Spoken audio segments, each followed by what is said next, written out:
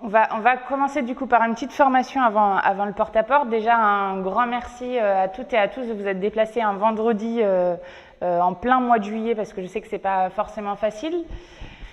Donc la campagne Punaise de lit, c'est une campagne qu'on va mener au niveau national et on a décidé d'abord de faire une expérimentation sur 2 villes, donc de faire sur Vitry et sur Marseille. C'est pour ça qu'on filme l'intervention et d'ailleurs on peut dire bonjour aux copains et aux copines de Marseille parce qu'ils vont en faire une la semaine prochaine, je crois. Alors pourquoi est-ce qu'on a voulu lancer une campagne sur les punaises de lit? Alors bon, il y a déjà parce que notre conception de la politique, c'est de partir du quotidien des gens et qu'à partir du quotidien des gens, c'est comme ça qu'on pense la politique. C'est la conception que nous, on porte de la politique. La deuxième chose, c'est, alors ça va paraître pour plein de gens importants, un sujet complètement annexe, qui ne serait pas un sujet politique, mais nous, on affirme fortement que les punaises de lit, c'est un sujet éminemment politique. Pourquoi? Déjà parce qu'il y a des centaines de milliers de personnes qui sont touchées par les punaises de lit. Je vais expliquer concrètement ce que c'est, pourquoi ça a explosé ces derniers temps et pourquoi ça va continuer à exploser si rien n'est fait sur cette question.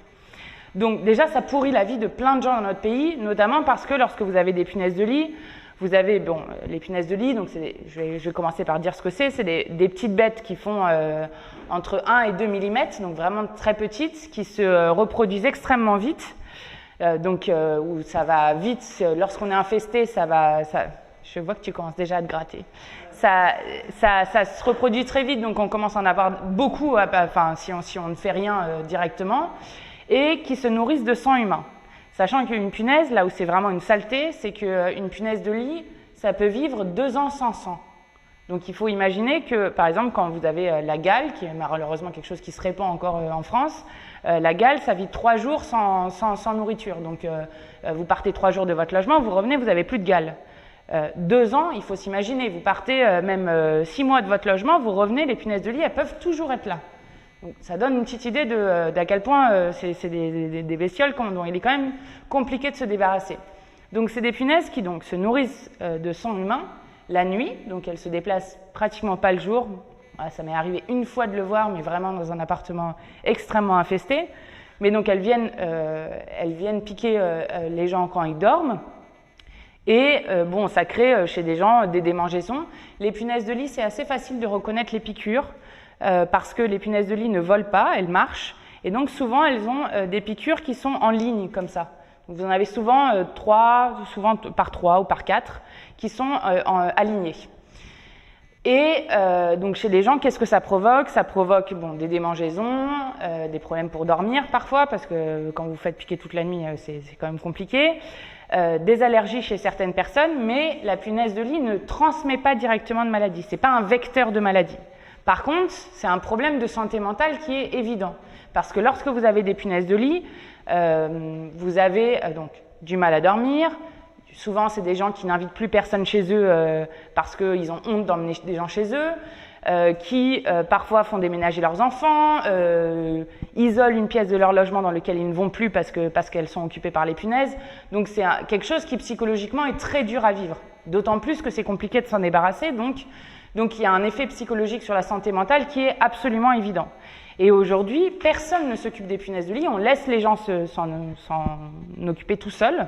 Donc on laisse les gens à l'abandon presque sur cette question, avec comme seul recours souvent des gens de faire appel à des entreprises privées. Donc on a des entreprises privées de plus en plus nombreuses. Pour vous donner quand même un chiffre qui je pense est important, il y a 200 entreprises en France qui font de la désinsectisation de punaises qui se sont regroupées dans une chambre. Il y en a 300 à peu près en France, mais 200 qui se sont regroupées. Donc déjà, ce n'est pas les chiffres en entier. Et qui ont dit qu'en 2016, ils avaient fait 200 000 interventions. En 2018, ils ont fait 400 000 interventions. Sachant que ce chiffre est largement sous-estimé parce qu'il y a des gens qui se débrouillent tout seuls et des entreprises qui ne sont pas dans cette chambre. Donc il faut imaginer, en 2 ans, ça a doublé. Donc c'est vraiment un phénomène qui touche beaucoup de gens. Et quel est le problème des entreprises privées? Donc on laisse le privé se gaver sur cette question parce que concrètement, une intervention, ça coûte entre 400 et 1000 euros, plus parfois des gens qui doivent jeter leurs meubles, et donc généralement les gens ils mettent carrément un salaire pour se débarrasser des punaises de lit. Et le plus gros problème du privé, quand on laisse le privé faire comme ça, c'est qu'ils utilisent des insecticides, des produits chimiques qui sont complètement inefficaces. Pourquoi? Parce que les punaises de lit ont muté. Et donc, vous avez des chercheurs, des docteurs que moi, par exemple, j'ai auditionnés, qui mettent les insecticides qu'utilisent les entreprises privées sur un coton, ils mettent les punaises de lit dessus, et une demi-heure, une heure et demie après, 100% des punaises sont vivantes. Donc vous avez des entreprises privées qui se font de l'argent, mais de manière incroyable, sur le malheur des gens, et qui en plus sont, dans la plupart des cas des désinsectisations qu'ils proposent, complètement inefficaces. Donc nous, on a voulu mener une campagne à partir de ce constat-là, en disant c'est un problème politique parce que ça touche des centaines de milliers de gens dans notre pays, et c'est un problème de santé publique parce que ça a un impact très fort sur la santé mentale, plus parfois des effets physiques, comme je vous disais, pour des personnes qui auraient des allergies.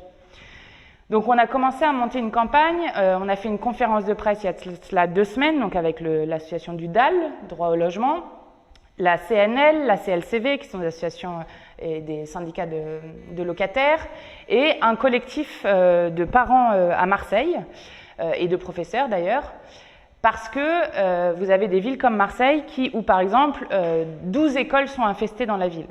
Donc vous imaginez bien que quand une école est infestée, derrière, c'est des centaines de familles qui potentiellement sont infestées et que ça se nourrit entre soi et que du coup ça prolifère forcément. Ça se multiplie, les punaises de lit. Et donc, avec toutes ces associations et ces collectifs, ce qu'on demandait, c'est que ça soit reconnu comme un problème de santé publique et qu'il y ait un fonds d'urgence sur la question des punaises. Parce que si l'État n'intervient pas sur cette question, on va se retrouver dans une situation dramatique. Pourquoi? Il y a un exemple qui a déjà été donné sur les punaises de lit, c'est la question, c'est la situation qu'il y a eu à New York. À New York, ils ont laissé traîner, ils ont laissé pourrir, ils ont laissé les gens s'en occuper. À la fin, il y avait 15% des habitations qui étaient infestées, 15% des logements qui étaient infestés. Je ne sais pas si vous vous rendez compte.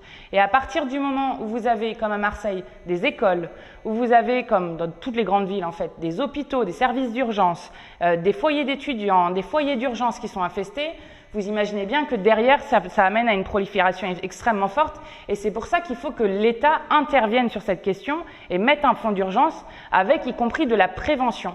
Parce que ce qu'il faut comprendre sur les punaises de lit, c'est que beaucoup de gens n'en parlent pas, parce qu'ils ont honte d'avoir des punaises de lit, parce qu'ils ont l'impression que c'est lié à de la saleté, un problème d'hygiène dans le logement.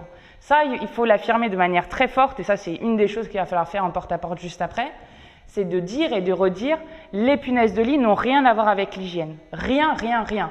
Vous pouvez avoir un appartement, vous pouvez manger par terre tellement c'est propre, et vous pouvez quand même avoir des punaises de lit. Donc ça, c'est important aussi de combattre cette idée fausse sur les punaises en disant tout le monde peut avoir des punaises en fait. Et c'est des choses, les punaises de lit, on peut les attraper en allant visiter quelqu'un dans un logement qui en a, dans le métro parfois, dans les écoles ou dans des foyers si on est dans ces établissements-là. Enfin voilà, il y a plein de manières de pouvoir attraper des punaises de lit, mais qui n'ont rien à voir avec l'hygiène de la personne. Ça va là-dessus? Donc, la campagne que nous on mène nationalement, c'est pour qu'il y ait une reconnaissance de l'État que même si la punaise de lit n'est pas vectrice de maladie, elle est un problème de santé publique et donc il faut qu'il y ait des moyens qui soient mis sur cette question. Il faut qu'on réfléchisse à un plan de financement parce qu'il y a plein de familles qui ne peuvent pas se payer une désinsectisation et donc qui restent avec les punaises de lit. Et il faut arrêter et interdire les produits chimiques. Nous, c'est ce qu'on demande. Il faut qu'on interdise aux entreprises privées d'utiliser des produits chimiques qui sont inefficaces et qui en plus continuent à faire muter, à sélectionner les punaises de lit qui sont les plus solides du coup, et donc qui continuent à les faire muter sur cette question. Donc ça, c'est la campagne nationale qu'on a menée. On va avoir ensuite, au niveau national, une campagne de prévention qui va être faite. Ici, à Vitry et à Marseille, on va faire une campagne d'information sur ce que sont les punaises et une campagne de désinsectisation pratique. On va vraiment aider les gens à se débarrasser des punaises de lit. Alors, comment est-ce qu'on va faire ? Là, on a sélectionné 6 immeubles, qui sont des immeubles de 10 étages, de 10 appartements, pardon. Donc il y a 60 appartements à faire, donc ça ne vous en fait pas beaucoup à faire. L'idée, c'est de commencer à expliquer, il y a un immeuble dont on est sûr qu'il y a des punaises, les autres, on ne sait pas exactement autour. il va falloir commencer par expliquer ce que c'est les punaises de lit. Donc, demander aux gens, est-ce que vous savez, nous on fait une campagne sur les punaises de lit, est-ce que vous savez ce que c'est? Donc, expliquer que c'est une petite bête qui... pourquoi est-ce que ça s'est multiplié le nombre de cas de punaises de lit? C'est notamment parce qu'on est dans une région où il y a beaucoup de tourisme. Donc, le tourisme, ça accroît en fait le nombre de punaises de lit. Et puis, après, il y a plein d'explications. Il peut y avoir des explications dues au bâti. Par exemple, moi, à l'endroit où je travaillais, où on a accompagné à peu près 250 familles en Essonne pour se débarrasser des punaises de lit, c'est notamment parce que les aérations ne fonctionnaient pas bien entre les logements et donc les punaises passaient entre les logements. Parce que ce qu'il faut savoir, c'est que les punaises, elles n'aiment ni le très chaud, ni le très froid. Normalement, c'est une des manières de s'en débarrasser. Donc il faut d'abord expliquer que les punaises de lit, c'est donc des petits insectes. Alors comment est-ce que les gens font pour repérer des punaises de lit? Parce que souvent, on se fait piquer dans son logement, on ne sait pas exactement ce que c'est, on panique d'un côté ou de l'autre pour savoir ce que c'est. Alors déjà, il y a la forme caractéristique des piqûres dont je vous disais. Donc comme les punaises ne volent pas, ça va être des piqûres souvent alignées au moins par 3. Ça, c'est la première des choses pour les repérer. Ensuite, il y a 2 tests qu'on peut faire si on n'est pas sûr d'avoir des punaises de lit. Le premier, c'est de mettre un scotch double face sur un pied de lit. Parce que comme elle ne marche pas et comme elle ne vole pas, elle marche, du coup, le lendemain, vous allez retrouver des punaises de lit collées sur le scotch double face. Le deuxième test que les gens peuvent faire, c'est dormir sur un drap blanc. Comme les punaises de lit piquent pendant la nuit, souvent vous en écrasez une ou deux, et donc le lendemain, vous voyez des petites traces de sang sur le drap blanc. C'est une des manières aussi de repérer qu'il y a des punaises de lit. Donc ça, c'est comment est-ce qu'on les repère. Sachant qu'un des problèmes dans les punaises de lit qui est extrêmement fort, c'est que parfois les gens jettent leurs meubles, à tort ou à raison, parce que parfois il n'y a pas besoin de jeter les meubles, et que quand les meubles sont dehors, les gens les récupèrent ensuite derrière, et donc récupèrent aussi les punaises de lit avec. Donc il y a toute une réflexion à avoir aussi sur les meubles, qu'est-ce qu'on en fait, comment on les ramasse, sachant qu'une des raisons, et ça je reviens un petit peu en arrière sur aussi la raison de l'expansion des punaises de lit, c'est aussi toute la politique de non-logement qui est faite aujourd'hui, et notamment ce qui se passe à Paris, enfin beaucoup à Paris, mais un peu autour aussi, avec l'explosion d'Airbnb. Airbnb, c'est aussi quelque chose qui favorise le fait qu'il y ait des punaises de lit, parce que les gens arrivent, s'ils en ont dans leur bagage, ils le mettent dans un appartement, etc., etc. Donc ça se multiplie comme ça. Donc, ça c'est, qu'est-ce que c'est les punaises de lit? Comment on les repère? Il faut tout de suite dire que les punaises de lit, ce n'est pas lié à l'hygiène. Je pense que c'est vraiment très important de le répéter et de le répéter, parce que comme il y a un tabou tellement fort autour de cette question, je pense que c'est vraiment important de le redire.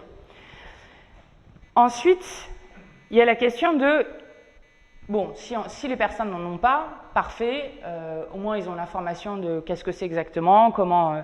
il faut juste dire, il y a un certain nombre de pratiques qu'il faut éviter.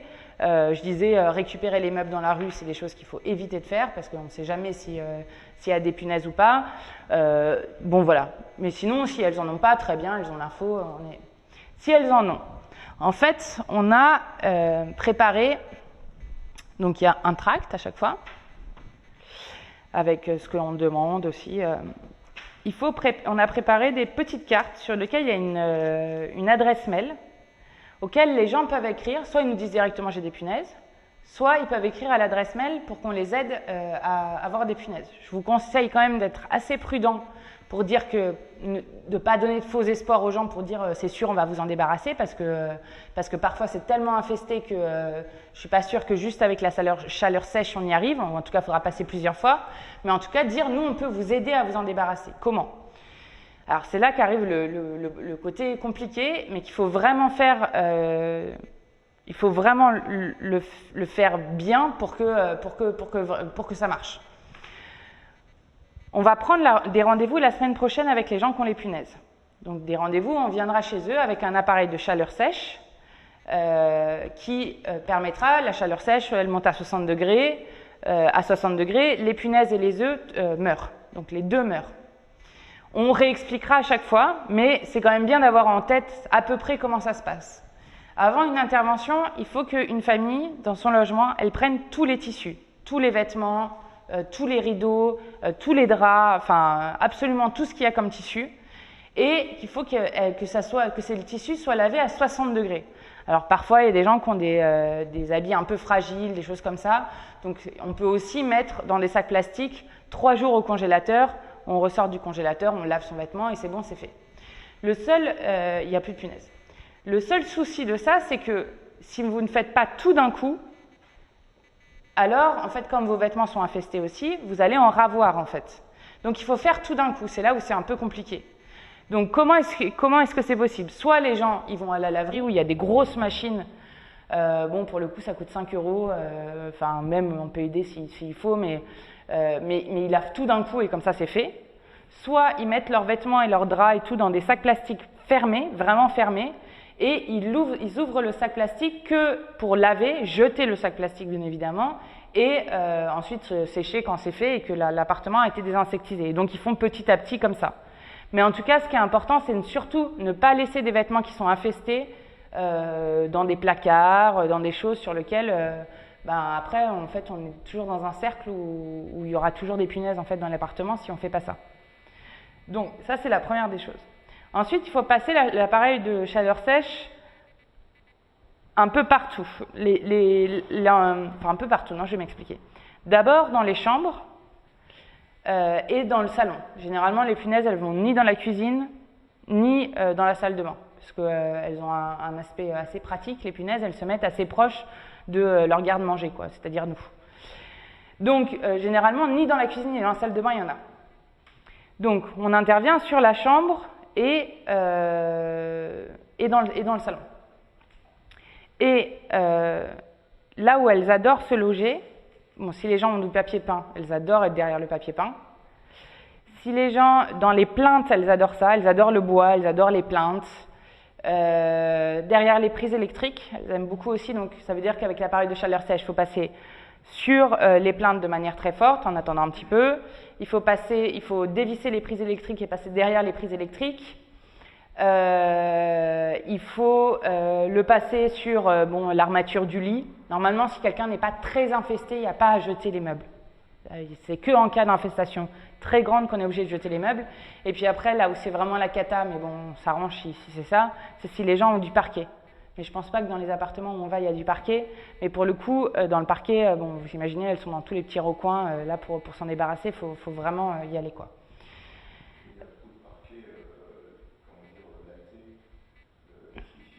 Ouais, mais ça c'est moins. Enfin, en fait, si c'est le plus dur, c'est les vieux parquets où tu as des trous, tu vois, t'as des choses comme ça. Là, c'est vraiment compliqué. Après, il y a une deuxième solution que l'appareil de chaleur sèche. Donc, l'appareil de chaleur sèche, c'est un peu comme un vaporetto, mais qui envoie de la vapeur. Donc, on envoie sur. Après, il y a une autre solution, c'est d'amener vraiment un. Je ne sais pas si vous voyez comment sont chauffés, par exemple, les chapiteaux dehors l'hiver. Vous avez des énormes appareils comme ça. Qui sont en fait des espèces d'énormes radiateurs qui permettent de chauffer des choses l'hiver, notamment des grandes tentes, des grands chapiteaux, etc. Vous amenez ça dans une pièce, vous la laissez 4 heures pour que ça monte jusqu'à 60 degrés, et normalement ça tue tout. Ça peut être aussi une des options si vraiment il y a trop de trous à des endroits, il y a trop d'endroits où elles peuvent s'être nichées, mais voilà. Mais donc du coup, le point principal pour les gens qui est vraiment très lourd, c'est de tout laver en fait. Et ça c'est vraiment lourd, et donc il faut dire aux gens, soit vous faites tout d'un coup à la laverie, soit vous faites par étapes, mais en tout cas, il faut juste faire très attention à ça, parce que ça, c'est un facteur recontaminant à chaque fois. Après, il y a un facteur pour vous. Là, on va aller voir des appartements dont on sait que certains sont infestés. Bon, tous ceux qui ne sont pas infestés, nickel. Généralement, quand un appartement est infesté, c'est important d'aller voir, vous avez un appartement là qui est infesté, celui en dessous, en face et au-dessus qui ont plus de chances d'être infestés que les autres. Bon, c'est logique. Si les gens, puisque les gens ils sont sympas, ils vous offrent le café, machin, etc., ne vous asseyez pas dans un appartement où vous savez qu'il y a des punaises de lit. Nous, on a fait, avec les habitants du quartier avec qui moi je le faisais, on a fait plus de 250 familles, on n'a jamais eu aucun d'entre nous des punaises. Aucun. Mais par contre, il faut dire gentiment, non, comme on va voir aussi vos voisins pour les prévenir, du coup, on n'a pas trop le temps. Mais ne vous asseyez pas dans le canapé, ne vous asseyez pas, parce que là, c'est un coup à s'en choper, et on va essayer de ne pas contaminer encore plus que ce que c'est contaminé, quoi. Si jamais un jour vous avez un doute, bon là on va faire 60 appartements, enfin on va pas faire non plus une campagne de désinsectisation de 3 ans, hein, mais si jamais un jour vous avez un doute, avant de rentrer chez vous, vous mettez tout nu, vous enlevez tous vos vêtements et vous les mettez dans un sac, vous lavez immédiatement à 60 degrés et vous êtes sûr que vous en ramenez pas chez vous, en gros. Voilà. Donc là, l'idée, si je résume, c'est porte à porte, pour dire que voilà, nous concrètement, aussi on s'attaque à ce problème-là, pas seulement en interpellant le gouvernement, mais aussi en allant voir les gens. Le porte-à-porte, c'est on fait une campagne sur les punaises de lit, est-ce que vous savez ce que c'est, explication de ce que c'est, comment on les repère et comment on les évite. Ça, c'est les 3 premiers points pour un porte-à-porte classique. Si une personne a des punaises, ensuite, vous pouvez lui expliquer, lui dire d'écrire à l'adresse mail et que nous, on trouvera un créneau pour venir les voir et les aider à désinsectiser, sachant qu'il faut commencer à lui mettre dans l'idée qu'il va falloir laver tous les vêtements et tout le linge de la maison. Voilà, et puis après, nous, de toute façon, on expliquera plus en détail. Et si d'ailleurs certains d'entre vous sont intéressés pour aller désinsectiser des appartements, vous êtes bienvenus. Voilà en gros la trame principale. Peut-être avez-vous des questions maintenant? Sylvie, est-ce que j'étais claire ou non? Ouais. Sur le canapé, dans le tissu. Ouais. Soit le tissu s'enlève, et du coup, là, c'est nickel. Soit il ne s'enlève pas, et du coup, il faut voir un peu la matière, il faut examiner un peu le canapé pour voir si... Après, tu peux mettre de la chaleur sèche aussi sur le canapé. Tu le mets aussi sur le canapé. Mais en fait, moi, je vous conseille quand même de ne pas dire aux gens de jeter ce qu'ils ont. Parce que, enfin, moi, vraiment, j'étais dans des appartements, pour vous donner une idée, des gens qui prenaient des antidépresseurs ou des choses ou des somnifères depuis 2 ans parce qu'ils n'arrivaient plus à dormir et qui devenaient fous. Des gens qui avaient tout jeté, donc qui dormaient par terre avec leurs gamins, enfin, vraiment l'horreur. Donc, il vaut mieux pas dire de jeter les meubles parce que parfois, c'est pas nécessaire. Parfois, ça le sera. Si c'est ça, il y a des moyens d'avoir par la CAF un peu d'argent pour aider les gens à refaire à racheter en fait des choses pour les gens qui n'ont pas trop les moyens. Mais par exemple, la CAF, moi, là où je bossais en Essonne, en fait, ils payaient des choses aux gens, mais c'était pas désinsectisé. Donc, enfin, vraiment, c'était complètement absurde, quoi. Donc, il vaut mieux dire de ne pas jeter et que nous, ensuite, on examine parce que ça se voit assez vite, quelque chose qu'il faut jeter ou non. Et comme ça, voilà, que les gens ne jettent pas tout dans leur appartement en étant complètement paniqués, en se disant, il faut que je jette tout si je veux m'en débarrasser, quoi. Parce que, pour le coup, je ne sais pas trop le niveau d'infestation des immeubles où on va. Peut-être qu'il n'y en a qu'un sur les 6 qui est infesté. Du coup, bon, c'est bien, enfin, j'espère pour eux. Si vous arrivez dans des endroits vraiment très infestés, c'est vraiment, enfin, vous avez la souffrance des gens qui ont ça, c'est quand même, elle est vraiment très forte, quoi. Donc, il vaut mieux pas rajouter trop de panique aussi dessus et vraiment rester sur. Ouais. Oui. Oui, mais elles ne rentrent pas à l'intérieur, les punaises. Non, elles ne rentrent pas à l'intérieur. Non, elles n'aiment pas trop ça.